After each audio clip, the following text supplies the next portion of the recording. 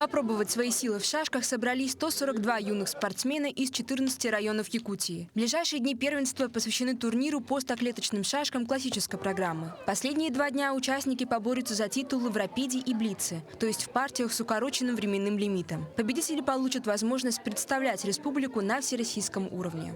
Самое главное – это отбор на первенство России же, да. Это самый престижный будет в своих возрастах детей.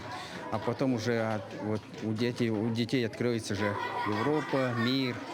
Как отмечают профессиональные шашисты, первенство – отличная стартовая площадка. Свой шашечный путь на первенство республики начинала Аина Прокопьева. Сейчас Аина – обладательница титула абсолютной чемпионки Европы и один из лидеров юношеской сборной Якутии. А в шашках она нашла себя случайно, благодаря турниру в детском саду. Так, это было очень давно, в садике еще.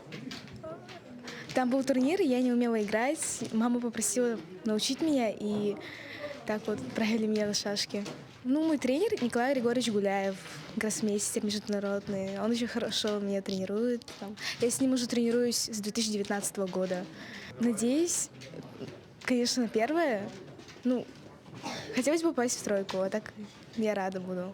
Наша республика считается шашечным регионом. Якутские спортсмены регулярно возвращаются с соревнований с призовыми местами. А на прошлом всероссийском первенстве наши шашисты завоевали 9 из 18 золотых медалей. Шашки вообще развиты, очень сильно развиты в Якутии. Если смотреть из России и со всего мира. У нас есть 18 гроссмейстеров, есть очень хорошие школы, есть очень хорошие тренеры, которые могут тренировать до любого уровня, можно сказать, да.